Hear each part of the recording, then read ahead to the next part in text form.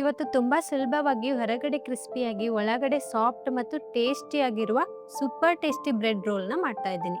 ನಮಸ್ಕಾರ ಸ್ನೇಹಿತರೆ, ಎಲ್ರಿಗೂ ನಮ್ಮ ಚಾನಲ್ಗೆ ಸ್ವಾಗತ. ತುಂಬಾ ಕಡಿಮೆ ಪದಾರ್ಥಗಳಿಂದ ಮನೆಯಲ್ಲೇ ಮಾಡಬಹುದಾದ ಈ ಬ್ರೆಡ್ ರೋಲ್ ಮಕ್ಕಳಿಂದ ಹಿಡಿದು ದೊಡ್ಡವರವರೆಗೂ ಎಲ್ರಿಗೂ ಕೂಡ ತುಂಬಾನೇ ಇಷ್ಟ ಆಗುತ್ತೆ. ಇದನ್ನ ನೀವು ಈವ್ನಿಂಗ್ ಟೀ ಟೈಮಲ್ಲಿ ತಿನ್ಬೋದು, ಮತ್ತೆ ಪಾರ್ಟಿ ಅಥವಾ ಗೆಸ್ಟ್ ಬಂದಾಗ ಕೂಡ ಇದನ್ನ ಸುಲಭವಾಗಿ ತಯಾರಿಸ್ಬೋದು.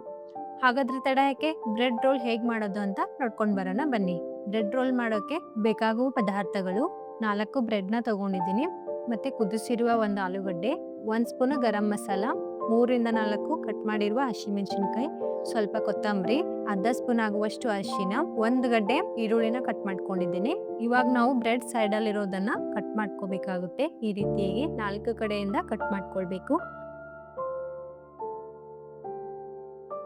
ಕಟ್ ಮಾಡ್ಕೊಂಡ ನಂತರ ಇದನ್ನ ನಾವು ಮಿಕ್ಸಿ ಜಾರ್ನಲ್ಲಿ ಹಾಕಿ ಇದನ್ನ ಪೌಡರ್ನಾಗಿ ಮಾಡ್ಕೊಳ್ಬೇಕು.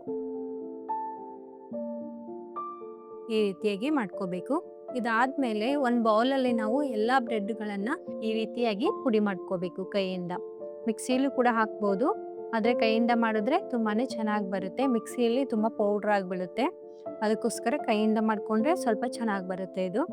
ಇವಾಗ ಕುದಿಸಿರುವ ಆಲೂಗಡ್ಡೆನ ಸ್ಮ್ಯಾಶ್ ಮಾಡಬೇಕು.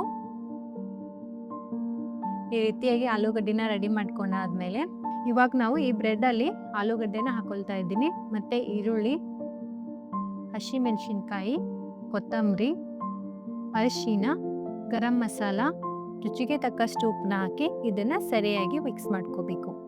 ಈ ರೀತಿಯಾಗಿ ಸರಿಯಾಗಿ ಪೂರ್ತಿಯಾಗಿ ಮಿಕ್ಸ್ ಮಾಡ್ಕೋಬೇಕು. ಮತ್ತೆ ಕೈಯಿಂದ ಮಾಡ್ಕೊಳ್ಳಿ, ಸ್ಪೂನಿಂದ ಚೆನ್ನಾಗಿ ಬರೋದಿಲ್ಲ. ಕೈಯಿಂದ ಮಾಡ್ಕೊಂಡ್ರೆ ತುಂಬಾನೇ ಚೆನ್ನಾಗಿ ಮಿಕ್ಸ್ ಆಗುತ್ತೆ. ನಂತರ ಈ ರೀತಿಯಾಗಿ ನಾವು ಶೇಪ್ನ ಮಾಡ್ಕೋಬೇಕು. ಬ್ರೆಡ್ ರೋಲ್ ಮಾಡ್ತಾ ಇದ್ದೀವಲ್ಲ, ಅದಕ್ಕೋಸ್ಕರ ಉದ್ದಾಗಿ ಈ ರೀತಿಯಾಗಿ ಮಾಡ್ಕೊಳ್ಬೇಕು. ಎಲ್ಲಾನು ಕೂಡ ಇದೇ ರೀತಿಯಾಗಿ ಮಾಡ್ಕೊಳ್ಬೇಕು. ಇದಾದ ನಂತರ ಆವಾಗಲೇ ಬ್ರೆಡ್ ಸೈಡ್ ಇರೋದನ್ನ ನಾವು ಕಟ್ ಮಾಡ್ಕೊಂಡಿದ್ದೀವಲ್ಲ, ಆ ಪೌಡ್ರಲ್ಲಿ ಇದನ್ನ ಈ ರೀತಿಯಾಗಿ ಹಚ್ಬೇಕು. ಬ್ರೆಡ್ನ ಪೂರ್ತಿಯಾಗಿ ಮೇಲ್ಗಡೆ ಹಚ್ಕೊಳ್ಬೇಕು.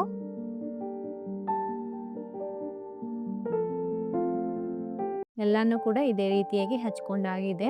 ಇವಾಗ ನಾವು ಗ್ಯಾಸ್ ಮೇಲೆ ಒಂದು ಪ್ಯಾನ್ನ ಇಟ್ಟು ಇದರಲ್ಲಿ ಎಣ್ಣೆ ಹಾಕೊಳ್ತಾ ಇದ್ದೀನಿ. ಎಣ್ಣೆ ಕಾದಿದೆ ಇಲ್ಲ ಅಂತ ನೋಡೋಕೆ ಸ್ವಲ್ಪನೇ ಬ್ರೆಡ್ ಹಾಕೊಳ್ತಾ ಇದ್ದೀನಿ. ನೋಡಿ, ಈ ರೀತಿಯಾಗಿ ಮೇಲ್ಗಡೆ ಬಂದ್ರೆ ಎಣ್ಣೆ ಕಾದಿದೆ ಅಂತ ಅರ್ಥ. ಇವಾಗ ನಾವು ಎಲ್ಲ ಬ್ರೆಡ್ ರೋಲ್ಗಳನ್ನ ಇದರಲ್ಲಿ ಹಾಕ್ತಾ ಇದ್ದೀನಿ. ಇವುಗಳನ್ನ ಪೂರ್ತಿಯಾಗಿ ಸರಿಯಾಗಿ ಫ್ರೈ ಮಾಡ್ಕೊಳ್ಬೇಕು.